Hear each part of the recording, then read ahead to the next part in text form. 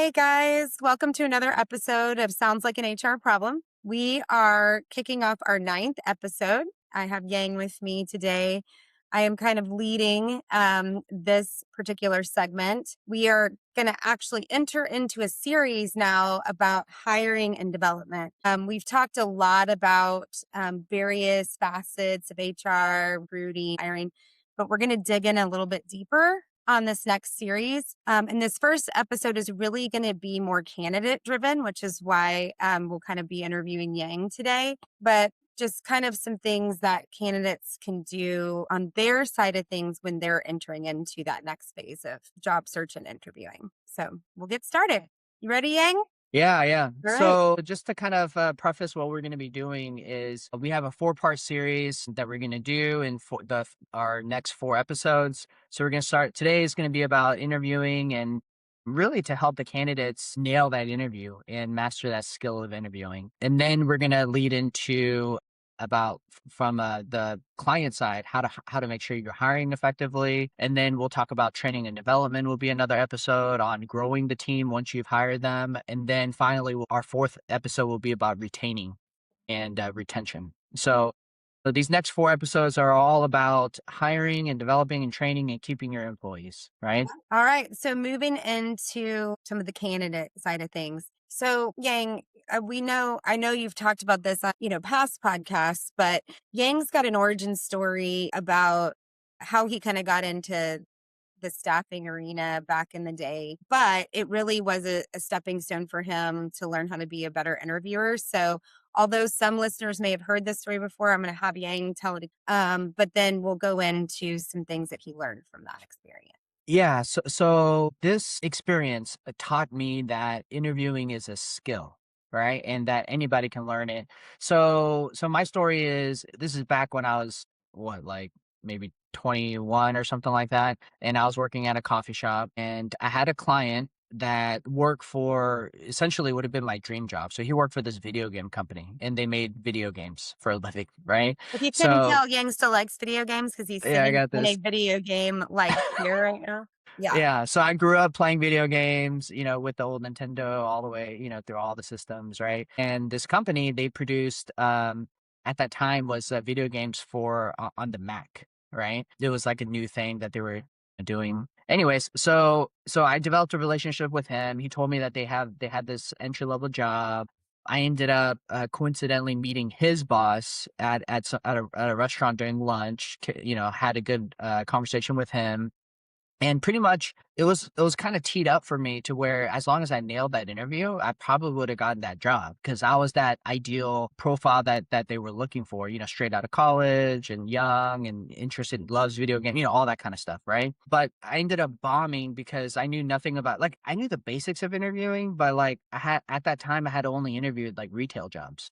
And so I had worked at Randall's, worked at coffee shops, worked at the Gap, right? Like stuff like that, right? So I walk into this interview with that type of mindset at Mentality. that time.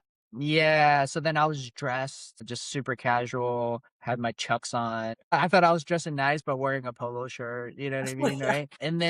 And I just ended up it's just everything that could go wrong in an interview that you're not supposed to do, I pretty much did, right? It was textbook, like worst interview in the world. Anyways, so then afterwards, I Well, walked didn't away you from that. ask them like straight out of the gate about the salary or something, Yeah. like how much it was going to pay? And then you were kind of like, ugh, it pays that? Like Yeah. Good. I paid like $7 an I don't know, whatever the minimum whatever wage was, minimum like, wage was back then. yeah. And I'm like, or maybe it paid more. I don't know. It I could have can't been like remember. 15. Either way, it wasn't like No, it wasn't 15. I remember. It was like it was maybe less 10 than bucks that. an hour, something Yeah. like that.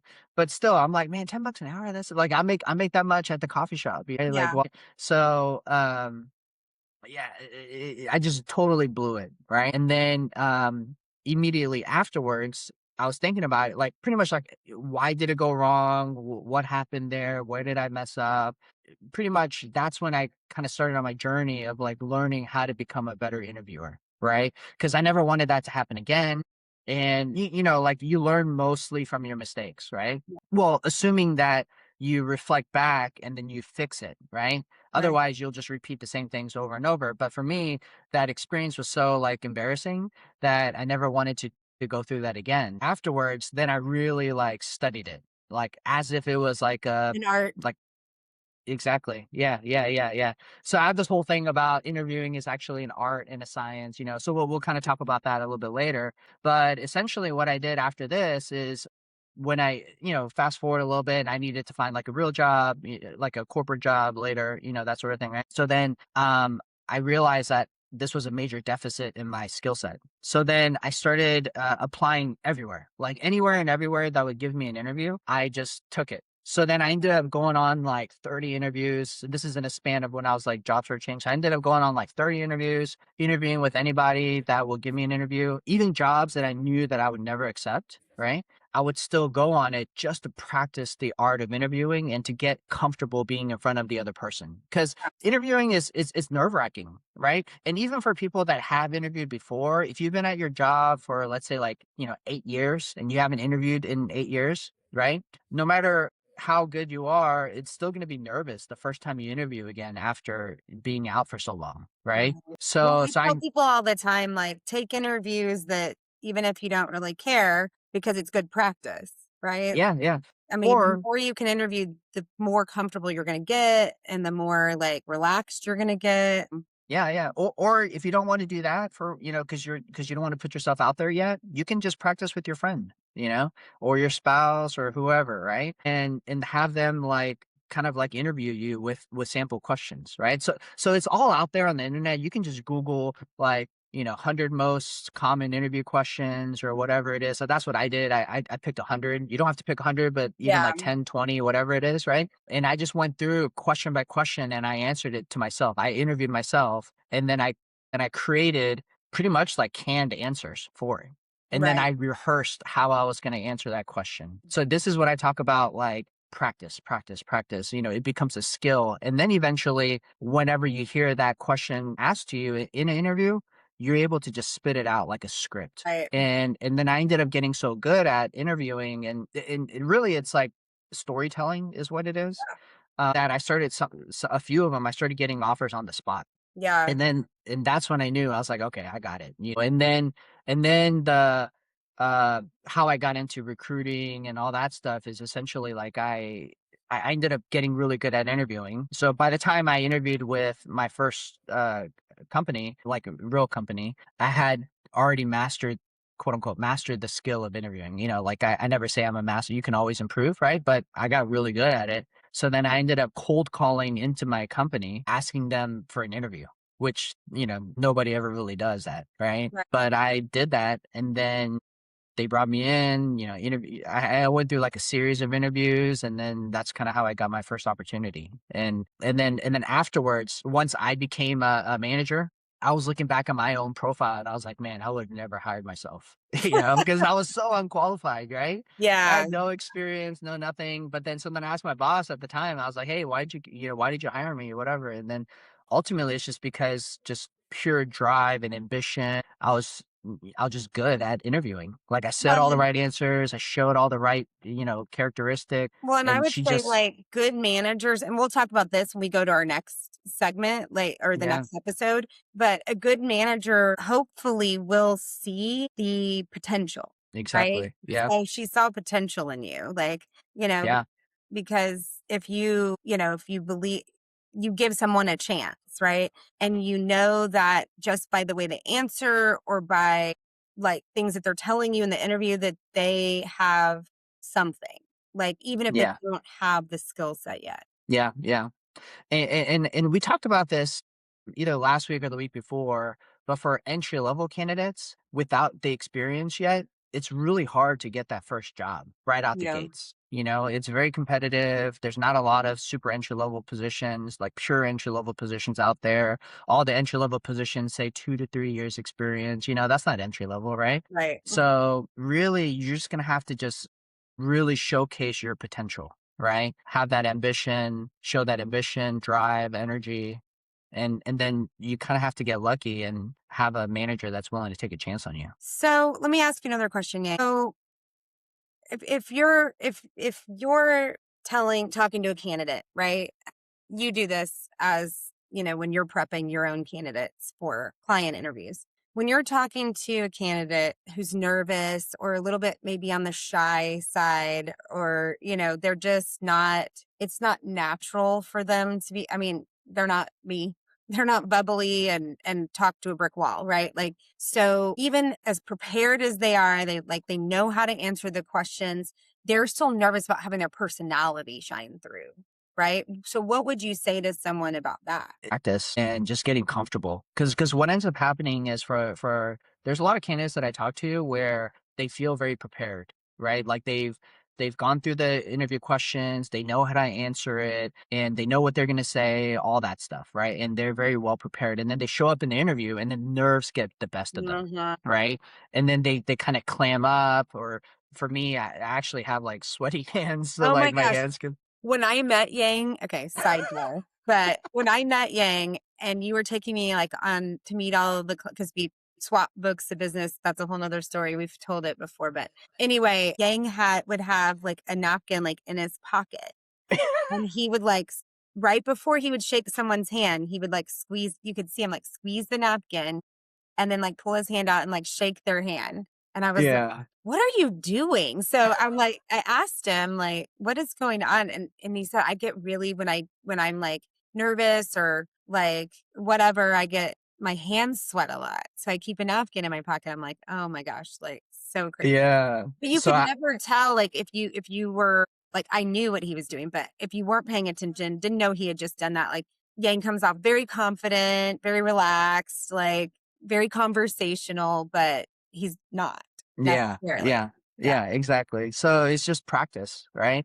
And yeah, so I have hyperhidrosis, right? Uh, So I looked it if up. you actually have something. Oh yeah, yeah, yeah. Like, and I have like one of the most like severe You cases of gotten it. Botox?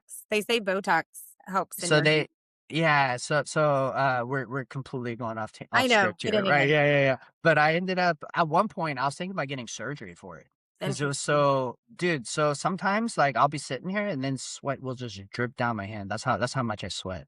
It's That's crazy. interesting. Yeah. So I've had it ever since I was little. But I mean, other people have nervous ticks or whatever. Like, I mean, everybody's Yeah. got kind of something that like might be a telltale sign that they're nervous, right? So, Yeah. like Yeah. shaking your leg. Have you ever like Yeah. moving your foot really Yeah. rapidly, like under the table? So, to me, I feel like there's things that candidates can do to kind of try to like somebody told me once, well, and I'm bad at it, that I talk too much with my hands. And I do for sure.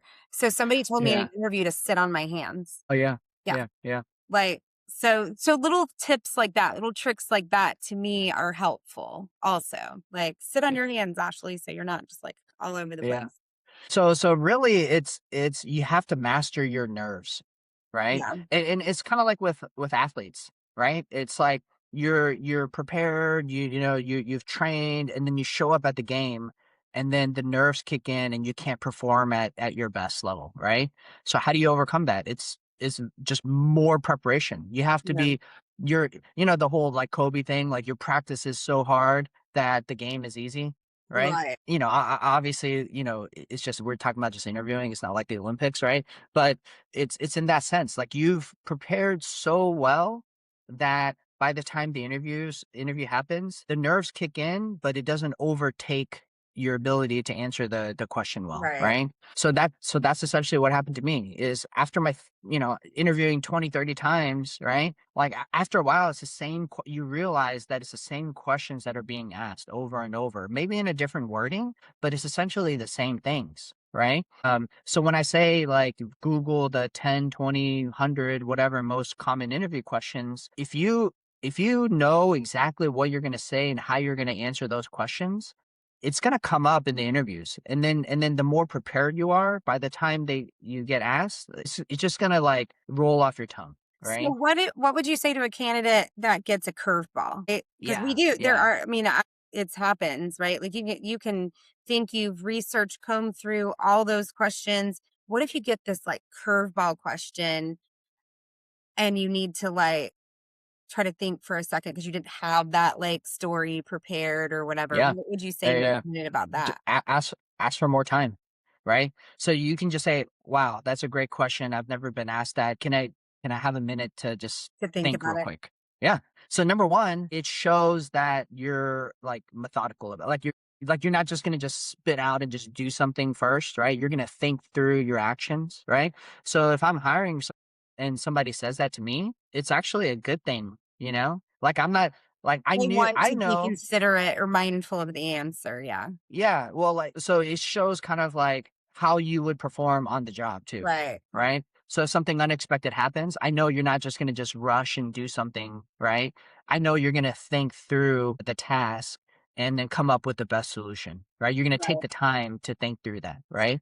And me as the interviewer, I know that I'm asking you a curveball question, Mhm. right? So I'm doing it to throw you off, Right. right? Right. So I know that. So then if you ask, number one, you acknowledge that it's a good question, right? And then number Mhm. two, you ask for more time and I'll totally be okay with it, right? Well, and I think it's okay to pause in interviews. Like, I mean, don't have like awkward long silence. That gets weird, Yeah. but I think it's okay to pause and take a minute or take a sip of water. That's the other thing. A lot of you probably noticed this too, but a lot of like receptionists and stuff when you come in and check in, they'll offer you a water, and a lot of people are like, "No, no, I'm fine." I always take the water Yeah. because it's a good pause. Like you can be like, "Oh, I'm taking a sip of water." Plus, it also helps you like wet your St- palate if st- you're getting like, yeah. you know. Because especially, yeah, when you're nervous and you've been talking a lot, your Mhm. mouth will get parched, right? So having that water is actually it's actually a pro move. Yeah. And then exactly what you said about like taking that sip of water, because that's a natural pause. Mhm. If you don't want to ask for time, that's a natural way to do it, and then just do it slow. Yeah. Take your Well, it time gives you drinking. a second to think, right? And they don't think Exactly. it's weird because you're taking a second to Yeah. do Yeah. that or whatever. Yeah. Yeah. Exactly. Yeah. That's a good move. The other Yeah. thing we're gonna talk about it on the next segment from the, like, interview side, but from the candidate side, just remember that you're gonna get asked situational questions, right? That interviewer is looking for how you are going to react in a certain given situation that's a real life one that's probably happened or could happen in their department or whatever, Hmm.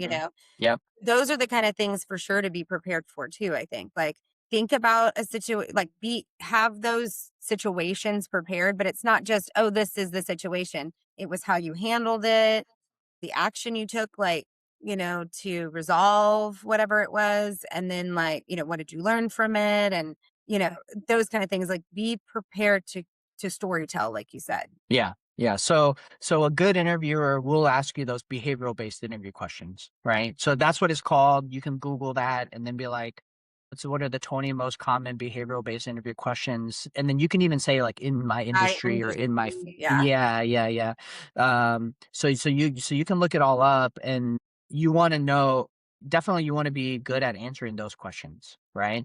Um and a lot of the times you'll find that you do have past experience where you've dealt with that problem before. Always, and I always say this, always back up your answers with specific examples. Don't just say like, "Oh yeah, I have leadership skills." Yes, I've done that. Yeah, Yeah. it's like, well, it means nothing, you know? Like so if you say like, "Oh yeah, I've had leadership skills," but pertaining to, let's say, But let me a tell different. you about how I applied it, basically. Exactly. So, Liz, if it's like and two employees don't get along, all right? How did you create a positive team environment, right?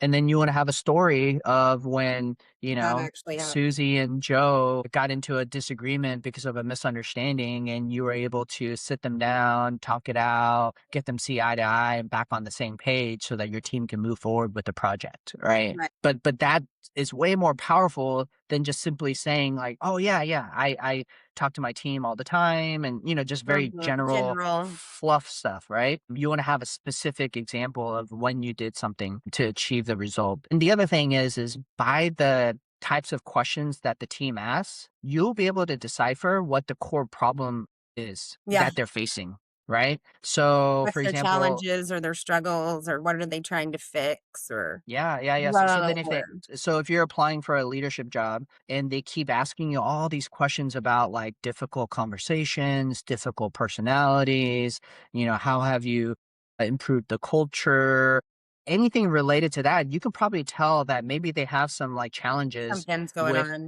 Yeah. yeah, within the team, right? Right. Maybe they have a star performer that's really challenging to deal with, right? They're a top producer on the team, but an a-hole. Right? Like, right? So they want to keep them for the revenue, but then, it's a culture clash. So then they're looking for a leader to come in and kind of assess that problem, maybe, right? Right. Or maybe it's a big team and they have a lot of big personalities, right? So then they're looking for a leader to come in and kind of bring everybody on the same page. Or, maybe they had a previous leader that was a terrible leader. Maybe Yeah. they were So they're a gun toxic shy leader. now, you know? Exactly. So then now the company's on defense and they're Mhm. making sure that so anyways, so by the types of questions that they ask you, you'll be able to know what the core problem is. So then when you're answering the question, you can address that core problem Right. without even saying that I know that that's your core problem, but you can answer it in a way to make them feel comfortable and be like, this is our guy, you know? Well, and also that brings up another point for me. I was just thinking about it as you were talking. You're interviewing them too. So be prepared with some of those follow-up questions. So if you Yeah. are getting a bunch of questions like that, you can ask them like, "Hey, so what are your challenges?" Obviously, you already kind of know, right? You're picking up like by the questions, but then they may just come out and tell you, and then it can shift the interview right there to more directed focus, and they'll appreciate that because 'cause they'll be like, "Oh, this person actually saw and was inquisitive about it and then got to the root cause," and, so just remember you're interviewing them too. So, like, I think the best interviews, in my opinion, are what I call conversational, where there's back and forth, right? Because it doesn't mean that ones where there's not is a bad interview. Sometimes people just, especially hiring managers, sometimes are just busy and they're trying to get through their checklist, right? Or whatever. So as long as you answer the questions thoroughly and create those stories and all that, you'll be fine. But it is nice to have that back and forth because it's you asking them also, well, let me ask you a question. So I heard you say XYZ. So does that mean, or can you expand on that? Like, I think a lot of times hiring managers really appreciate that you do that. Yeah. So I have this analogy where I call the first interview is essentially the first date, Yeah. right? And then I equate interviewing to like dating, right? Yeah.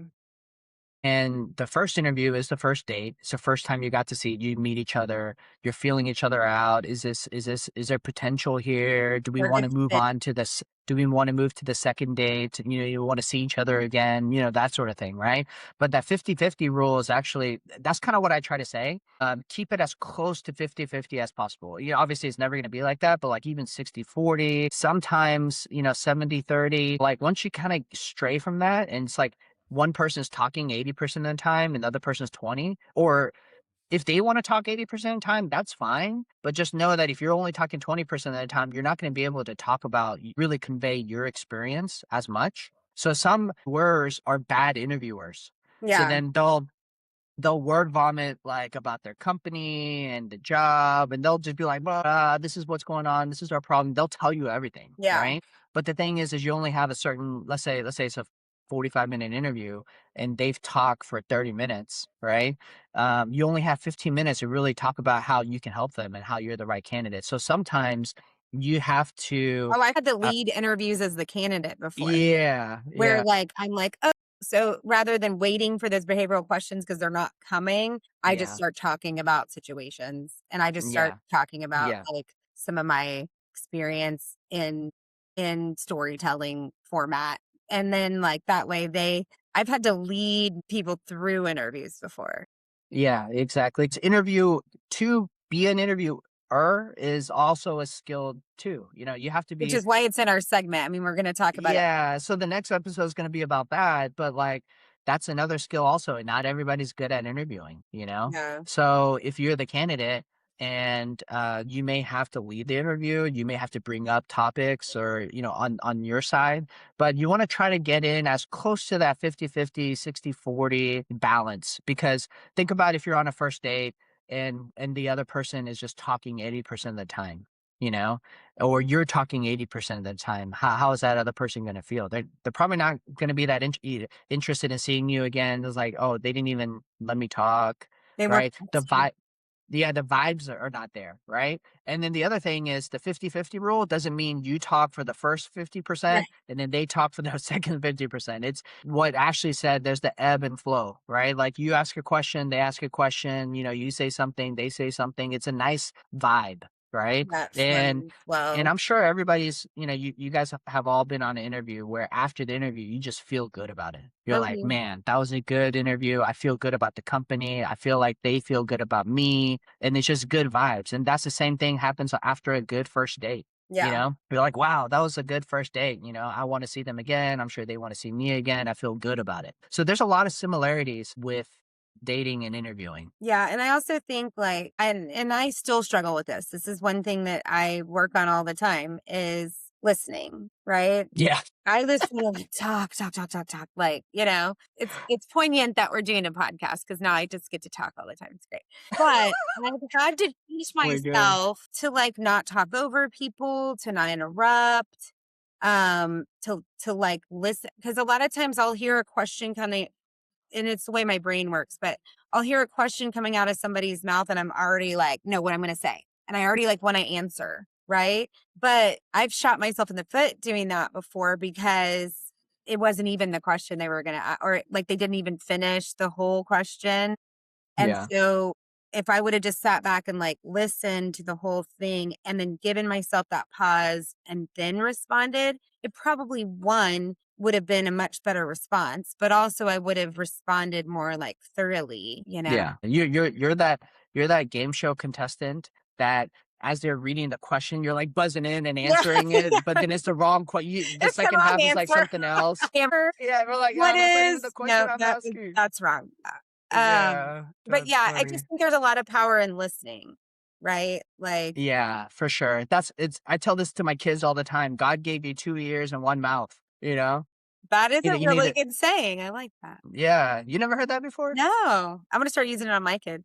Oh yeah, Except do they're it. gonna be like, "Yeah, mom, take your own advice." Yeah, but that's it's essentially you have two ears, so you need to listen twice as much as you speak, right? That's a So I suffer from this too, and I used to interrupt people all the time, and blah blah blah. You know what I mean, right? Because I was just impatient, right? So I already know what you're gonna say. Just get through it, so I can answer. Right? yeah, It's just that personality trait. Over time, like I've learned to try to sit back and just really listen more, because then it makes the other person feel like third. respected, heard. It makes you know that whole phrase, like the most interesting person is the person that's most interested, Yeah, right? It's I make you feel good by being interested in what you're saying, yeah, right? So you're bringing that attitude to an interview, and if you do that in an interview, and you're very interested in what the interviewer is talking about with like the company or their job or whatever, right? You make them feel good and they're like, wow, man, this candidate's awesome. They made me feel so good.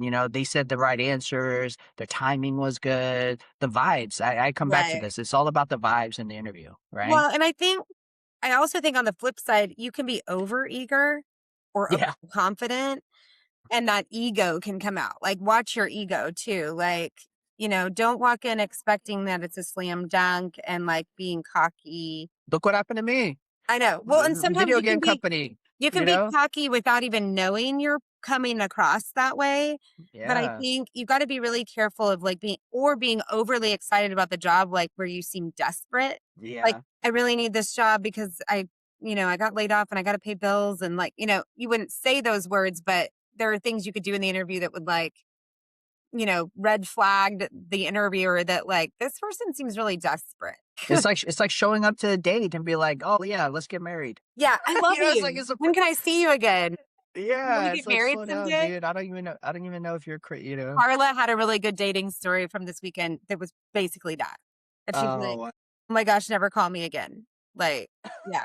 I was like, "Oh, man." Anyway, Carla yeah. comes is a guest on our show sometimes for Yeah, we'll bring her on again to share that story. Yeah. he's entertained. But yeah, so it's all about balance. I keep coming back to that 50-50 rule, right?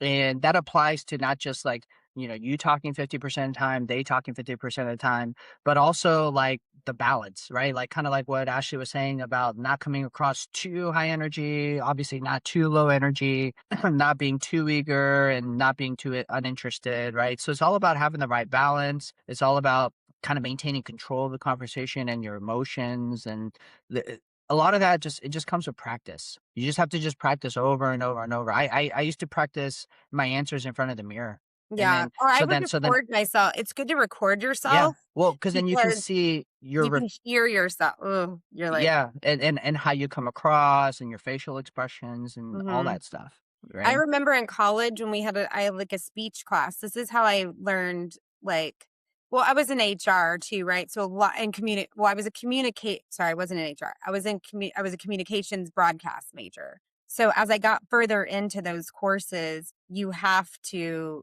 do like fake news segments and lots of speaking. There's lots of presentations. So I would record myself and then I would play back the recording because one thing that I was really trying to overcome, and I'm still bad at it, you know, even on the podcast, I catch myself when I watch them back, but those ums and likes and, you know, you hear those when you record yourself too. And, you know, when you play it back, you think, God, I should definitely say like less. Yeah. You know, so then you can, but if you train yourself in an interview, you're about to say it and you're like, just switch to a different MO and let something else come out of your mouth rather than the or the leg or whatever it is. Right. Yeah.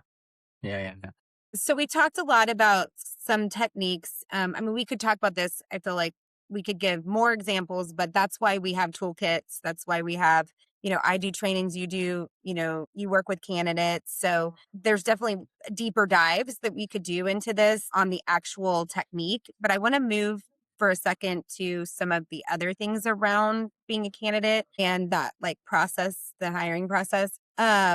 So Yang, tell us a little bit about resumes because I feel like there's a lot of debate around resumes, right? About how, you know, you should write it this way and put this here and put that there. And now we've got AI. And, you know, so like just kind of tell us a little bit about somebody who, especially like, you know, I think some of the younger, we talked about this on another segment, the colleges are getting better at preparing and helping kids with this. But maybe I'm an older adult who has had the same job for 8 years and now I'm looking at my resume for the first time in 8 years, and I'm like, I have no clue. Yeah, yeah, yeah, yeah. So that's pretty common. And then they typically will turn to like a resume writer service or something and be like, For I'll just pay paying somebody people to do it. Yeah. Which you can, and those people are very talented at what they do, but you don't have to do that, right? Especially now with like AI, like there's a lot that AI can help you with from a writing perspective, but before you just blindly just tell AI to update your resume for you, you have to know like the foundation and the framework, right? So what I tell everybody is number one, just to take the pressure off, you don't have to have a perfect resume. There is no such thing as a perfect resume.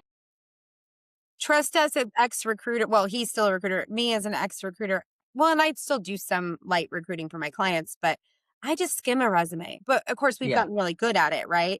We are not reading that whole thing, and we are Yeah. definitely not I'm definitely not paying attention to, like, grammar and s like, I mean, if I saw a spelling error, I'd be like, "That's kind of yeah, how did you have that in there?" But I'm definitely looking for key things and industry and technical skills and, you know, like, there's things that Yang and I with a trained eye, like, we can really quickly, like, parse out in a resume, but we're not reading every single word on it. There's no way. Yeah. Well, so on that note, like there's tools now where come on, you should not have spelling errors on your Yeah, resume. yeah. That's an attention to detail thing. And I have had clients reject candidates because they had typos and, like like poor grammar and just stuff like that. Because for that job, they required somebody that was very attention to detail, somebody that's a good writer. So these Amended are that things it's on their like own resume. exactly, right? So obviously if you're applying for jobs like that, even like an admin, like an administrative assistant where you're supporting, let's just say a partner at a firm, right? And they need you to proof their documents before they goes out to the client, right? They want somebody that's super detail oriented and that's going to pick out the mistakes that they made, right? So then Mhm. if you have mistakes on your own resume, that's a red flag for them, right? Yeah, So that's number one. So the obvious stuff, the basic stuff, run it through your basic word processor has like stuff for spelling and yeah. stuff like that, right? So yeah, so that's the basics. But just to take the pressure off, the purpose of your resume is simply just to generate enough interest to get an interview. That's it, Right. right? So as long as it does that job, that's good enough. It doesn't have to be super perfect. You don't have to have the exact right bullet points, the right whatever, right? So that's number one. Number two, as far as your resume content goes, you want to have what I call it like power statements, right? Like key accomplishments. And this is more for experienced candidates, right? Because they've developed Entry experience. level may not have as many examples. Yeah. Yeah, exactly. So you want to have key experience and key bullet points of accomplishments that you've achieved at your last job, right? So, I saved the company X amount of dollars by switching them from one payroll system to another. I was able to uncover, you know, $50,000 of duplicated payments that we made. Right. I was able to improve come in as a leader and improve the culture and retention by 30%. Right. So you want to have Statistics are good for sure because exactly. just saying I did XYZ, like we talked about this earlier, like, try to convey very specific things you did. If you just said, I led a team of 10 people, they're like, okay, well, that's great. That shows that you can manage 10 people, but did you manage them well? Like, were you accomplished at that? So then if you give examples of things that you achieved while managing those 10 people, that will Yeah. stand out for sure. Yeah, exactly. So if there's any statistics, as Asha was saying, any numbers that can quantify the value that you brought to the company, that's really the X. Like pretty much, how did you improve the company while you were there? How did you make things better while you were there? Why should I hire you when I can hire somebody else? Right. Right? Well, That's and be what you're. prepared for those are the questions they're probably going to ask you about in the interview too. Because they're going Yeah. to say, hey, I saw that you did XYZ on your resume. Expand on that. Oh yeah. Never make On stuff there, up. be prepared to talk about for Yeah, sure. yeah, yeah. So obviously never make stuff up, right? Yeah. It's got to be true things. And then as she said, part of the thing is so when I say like your resume generates enough interest for the interview, right? So you have these statements on the resume, the company's interested in that. They're like, wow, they did this, that. So then just in the interview, they're going to ask about it.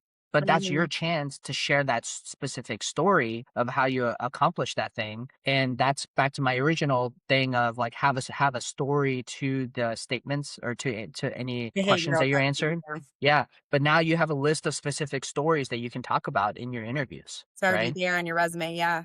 Well, Yeah. and so also I feel like, everybody's using AI now, right? To parse or like, let's say I'm applying on LinkedIn. Like this is just a good example. Like everybody nowadays wants to just people are tired of filling out like, 57 applications that take them like, an hour to fill out, whatever. So everybody's doing that easy apply. And Yeah. then the the system that whatever company is using, their applicant tracking is then out of the resume because that's all it has saying, okay, does it check all these boxes? Does it, Yeah. does it find all the keywords? Does it achieve what, it's looking for the qualifications? Yeah. So I think like not just the accomplishment, because the accomplishments are great, but those are individualized. You also need to make sure that you are mirroring your resume to the job you're applying for, which may mean you've got to tweak your resume continuously. Yeah. Yeah. So I say like you fight AI with AI, Yeah. right? It's nowadays it's so like all you have to do is just take the time. Literally, you can just copy and paste a job description into your AI of choice, upload your resume, and then just tell it it's like, hey, number one, check to see if my resume will match up with this job description well with their AI filters, Yeah, I think it's right? about the prompts you put in. That's the one thing I've learned about AI is all about like how you prompt. Yeah, yeah. And honestly, now, even if you don't know what prompt to use, you can ask it, what prompt should I use if I want to achieve this, right? Yeah. So AI can prompt itself now, right? Yeah. But anyways, what I would do is first check to see if your resume as it is matches Align. well, aligns with that job description. And then if it doesn't, then you can work with AI to be like, hey, how can I improve it to make sure the right keywords are in there so that it passes the initial filters, that sort of thing, right? And then it'll kind of help you edit your resume. But if you're applying for certain specific, this is more, for experienced candidates, like if there's certain specific types of jobs that you're applying for, your resume should be like, Pretty you know, there, mostly there. yeah, it should cover 80% of it. Like, because the filter that it's going to be for certain keywords, titles, certain softwares, maybe, Years, right? it could be looking like for tenure or like total years or Yeah, years in exactly. industry or Yeah, something. it's pretty basic filters that it's gonna cover. So as long as you have that as a baseline framework in your resume already, you shouldn't have to like tweak it too much. Yeah. You know, like I know some people that customize their resume for every single job. It's For me pretty personally, that's like tedious, too much yeah, work. yeah. It's a lot of The other work. Yeah. thing, we haven't talked about this, but this is another call out, I think. People get discouraged, I think, too, when you apply and never hear back. I mean, that's very Oh yeah. common. Being on the HR side of things, I coach all of my clients to try to have a good applicant tracking system that will at least, even if it's an automated response, will at least respond to your candidates at each stage, right? So that person at least knows where they stand. So, like, we've either filtered you out, so sorry, thanks for applying, or hey, we're looking forward to next steps. Please bear with us as we work through scheduling and coordinating your interview, something like so that people just at least know, like, hey, hello. They don't get ghosted, right? Because Yeah. discouraging. But I would say to people, Yeah. you have to remember you're probably one of, you could be, especially those easy apply LinkedIn, you could be one of like 1,000 candidates. So Yeah. do be like a PI, right? A private investigator. Go find the company. Go find a hiring manager. Go find the recruiter and send them a secondary message. I mean, they'd probably get a lot of those too because candidates have gotten smart to this. But yeah, Yeah. let them know you're eager. Let them know you applied, because you never know. They may be like, Yeah. oh, I really, okay, let me go look for that person's resume in this sea of resumes. Well, number one, that's assuming that you are qualified for that job, Well, yeah, right? don't There's a then lot of be like, people sorry, that you're not qualified. Yeah. Yeah, there's a lot of people that apply for like a stretch job and that's fine too, but just know that if it's a very competitive market, you're going to be competing against people that have more experience than you in that Yeah. space, right? But back to your other point about identity, there's two parts to it. So I'll address the client side and we'll talk about this more next week, but on the client side, don't and honestly, I'm guilty of this too. I've done it before just because just sheer volume. It's just hard to get back to everybody. So if you have an ATS or some sort of system that can do automated messages for you, it just makes things easier. Mhm. But the better communication that you're able to have with the candidates, the better experience that they'll have of you, Yeah. right? And it's a branding opportunity for you as a company as well, right? Because they're like, man, if they treat me this poorly during the interview process, how are they going to Yeah. treat me when I'm on the job? Blah blah blah, right? It's not fair, but that's just what happens, right? So then back to the candidate side is you have to understand this is not personal. So if you let's say you interview with this company and you're the finalist and you've been in this interview phase for like 4 weeks, right? And then they go with somebody else Yeah. and this keeps happening to you over and over and over, right? And you're always the bridesmaid, never the bride. I've had some candidates I where love this your happens. analogies, Yang. You have some good ones. Yeah. I try to paint the visual. So, or, sometimes you'll just apply to, 100 jobs and you get zero callbacks. Then you're like, is there something wrong with my resume? Is there something wrong with me? Especially if it's after you've interviewed multiple times and you get turned down. You interview first interview, you don't get called back for a second interview, or another company, you have a second interview, you don't get called back for a third, and you just especially if you've been and then on top of that, let's just say some people, especially in a bad job market, you've been doing this for 6 months, Yeah. right? And it just gets super discouraging, Yeah. right? So I can empathize. Like I feel you, right? Like I've gone through it myself, Yeah. when I was during my first journey, I right? have too. But yeah, but you cannot take it personal, right? It's not you as an individual. It doesn't mean you They don't even suck. really know you. They know a very small professional snippet of you, right? Exactly, you're right, and then the companies just, they have a lot of candidates, so it's just the way the market is, right? But more importantly, don't take it personal, don't make it about you, because here's what happens, is if you do take it personal, then you're like, "Oh, I suck," or "There's something wrong with me," or "I don't have this," or "I don't have that, I'm lacking here, I'm lacking there," and then some people start to have, like, "I'm bad at interviewing," right? Yeah. Or I'm a bad interviewer, and it becomes an identity, Well, and right? then that starts to show through in the next interview that you have. Then you Exactly, start to like exactly. second guess your answers or stumble through things or Exactly, exactly. And it's the same like, what with test taking when you're a student, right? You're like, there's some people that are like, "Oh, I'm a great test taker." I'm terrible. Well, So I've multiple always choice, like SATs and those kind of like standardized tests, yeah. rough. So I've always told myself I'm a great test taker, Yeah. right? So then when the test comes up, boom, because in my mind, I told myself I'm a great test taker. So then when a test comes up, I feel good because I'm a Yeah. good test taker, Yeah. right?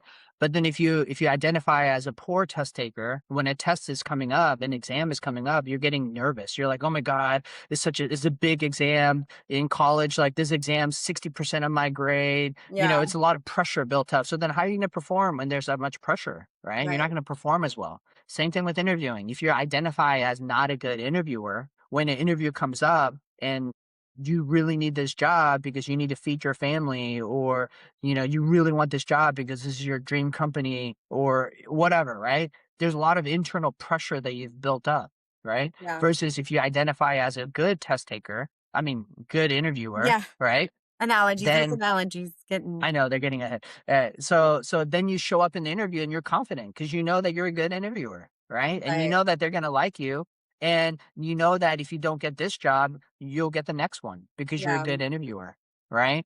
And so with all this combined, there's a psychological element to it, and you have to have the right mindset, the right psychology of how you approach these interviews. And most importantly, you can't take things personal, even when it gets discouraging. You have to find a way to push through. You have to find a way to say it's just a numbers game, Yeah. right? The more reps I get in, the more companies I interview with, the more companies I apply to, my rates are going to improve. And just know that in a good market, yeah, you may only have to interview at 3 places and you'll get a good job. But in a bad market, you may have to interview at 30 places Yeah. until you land your job. It's just the way the market is. It's not you. Well, and I also think you have to, and this is for entry level or not, in my opinion, you have to leverage your networks first. Oh yeah. Before you start applying to random companies, before you just throw your resume to the wind and apply for random jobs online, leverage your networks because me and Yang know this all too well. People hire people that they know. Meaning, I mean, referrals have fallen apart on me before too. Don't get like somebody refers somebody and then they're not great. And you're like, why'd you refer them? But nine Uh-huh. times out of 10, somebody's probably not going to stick their neck out and refer somebody or, say, hey, my friend applied to this job if they don't really know you would be a good fit or you're a good candidate or whatever. And sometimes those people get bumped to the front of the line. Yeah. Yeah. And headhunters too, right? Staffing agency. Like sometimes a person's gonna take a candidate that an agency's put in front of them over random applicants first because they know that that agency has vetted the person, screened them, knows what to look for. So I think it's really those are some key things to me to consider or to think about is that who do I know? Am I using the all of am I exhausting my resources? Yeah, You know? exactly. Yeah, yeah, yeah. 'Cause the referral source knows that person like more than just on paper, Right. right? If they work together at a past company, they know that they're a good peer. They know their work ethic, they know their work product, whatever, right? So that carries weight. So Mhm. even if I come across somebody that's their resume isn't that great, but a really good candidate that I know like highly recommends this person, I'm gonna take that into consideration and at least talk to them, right? And then once I talk to them and I see for myself how good they are, then I can always help them update their resume or Right. fix their resume, right? But if I only saw their resume, I probably wouldn't have called them because their resume Exactly. was just so bad sometimes, right? So it's just back to my other point. The resume is simply just to get you the interview, right? So if your resume sucks, obviously improve it. But then there's a certain point where it's good enough. It doesn't have to be perfect, right? Right. So I want to cover that pace. So I guess, we've talked about techniques, talked about resume. What would be kind of just a takeaway from all of this if you had to tell a candidate, like some advice, just, you know, top three things? Yeah. So depending on, where you are at in your career, right? So if you're entry level, just master the skill of interviewing, just get really good at interviewing, and it's just a numbers game, and just keep doing it, right? Because you only need just that one person to give you a chance to get your first opportunity. This is assuming you're not like a 4.0 student, have internships, whatever. If that's you, then it should be pretty easy for you to land Right. land a job, right? But for the others that don't have Kinda as good of your a average person. yeah, yeah, exactly. It's just a numbers game, and just you have to put in that sweat equity in the beginning, right? If you're a more experienced person, right, make sure you highlight your key experience on your resume and have canned stories about be to be able to really tell that story of that experience that you had, right, and that key accomplishment. Right. And then from there, once you start interviewing, same thing, hopefully you're decent at interviewing, but if not, you can still practice it and then just get once again, well, sorry, I'm rambling here, but my other core point I would say is anybody can become a good interviewer. Yeah. So that's number one. Interviewing is a skill, right? It's not an identity. Anybody can be a good interviewer if they really put in the work, right? So coming back to the experienced candidates, get good at interviewing, practice, but really like have your core key accomplishments ready to talk about, have it on your resume, be ready to talk about in the interview. And then third is if things aren't going the way that you wanted to, like if you're, really struggling with landing interviews or really struggling with landing the jobs, don't take it personal. It's not you. It's just not the right opportunity for you, right? You have to think about it like that. Obviously, if there's some things that you're just doing wrong in the interview, like you're just Fix them. answering it, Yeah. Fix them. yeah. If it's like obvious fixes, then obviously, yeah, then those you can fix. But if you feel like you're doing great on the interview, you're doing whatever, maybe also have an outside perspective. Have somebody Yeah. else kind of audit what you're doing. I've asked like, sometimes you won't get it from the hiring manager because they're so busy or they can't turn around back to candidates. But I've had, like, internal recruiters, corporate recruiters that were, like, the ones coordinating my interviews and stuff, and let's say I didn't make it to that next round or the final round or whatever it was. I've, like, straight up asked the recruiter, "Can you, like, just tell me what it was?" And some of them will be honest with you, and they'll tell Yeah. you, "Well, it was this thing you said, or that candidate just had more of this." And you're like, wait, but I had that too, but I guess I didn't convey it enough in the interview. So how do I fix that for the next one? So ask. Sometimes Yeah. just ask. Yeah, yeah. So so Surprise what they'll so tell my you. so my video game company, Yeah. that's what I did, right? So I asked the interviewer, and I said, "Hey, thanks for the opportunity. I know I didn't get the job, but like just basic advice. Do you have any basic advice on how I can interview better?" Right? And then he was like, "Dress professionally. Don't ask about salary for the very first Yeah. 10 minutes, right?" Like, so he gave me like a list of a couple of key things that were just like I was just so Should have been dumb, right? obvious, but yeah. Yeah, yeah, yeah. So then, uh, you know, because so the other part is like, I left out is like, I walk in and it's like a boardroom, there's like five people in suits behind there, and I'm dressed in like a polo with jeans and chucks on. That's a really good point, Yang, though, is knowing how to dress. Cause I think we're getting into, I mean, we used to tell everybody, be in a suit, wear a suit. There's no way you should be showing up to an interview without a suit. But I feel like that's not always the case. Like, Yeah. if somebody showed up at my husband's place of business in a suit, like, they'd be like, what the heck are you doing? Like, Well, it depends on the job you're applying that's what for I mean. too, I right? think dress is really, that's why you have to research the company. Know what they Well, like, do. okay. So even with your husband's company, right? So it's like a blue collar, whatever manufacturing environment, right? So if you're applying for the warehouse, a suit may not be the Yeah, appropriate right. dress. But if you're applying for the CFO seat in Well, the yeah, same company, then the suit, right? So it's not necessarily just research the company itself. It's also think about the position that you're applying for, yeah, right? absolutely. And when in doubt, just ask. Be Yeah, like, hey, what's I was thinking about wearing a suit and tie for this interview. Would that be too much or would yeah. that be appropriate? Right? And in general, if you don't know and you can't get the info for whatever reason, I always say be a little bit overdressed than Yeah, underdressed. I agree with that 100%. But I think you don't necessarily like women struggle with this because men, it's easy. You just throw on a suit, Yeah. right? Like, but I think women struggle with, well, should I wear a blazer or not a blazer or skirt, pants? Like, I mean, it's like there's so many different options. A dress, like, so I think we struggle a little bit more with that, but also colors. Like, Mm, don't wear something super bright. Like, don't go yeah. bright yellow. Like, don't Yeah. wear something that's distracting. Kind of Yeah. color palette a little bit more muted, but wear a little color. Like, what I usually do is I wear like a plain colored jacket, but I wear something under it with a little color. So just Well, make it's your it, personality, you know? So yeah, yeah, if you have that type of personality and you want to showcase it, then yeah, do it.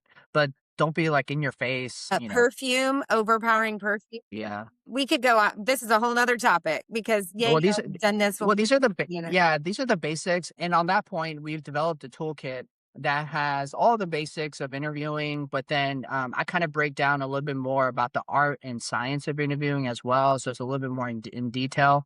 So we'll have the interview toolkit available for you to download.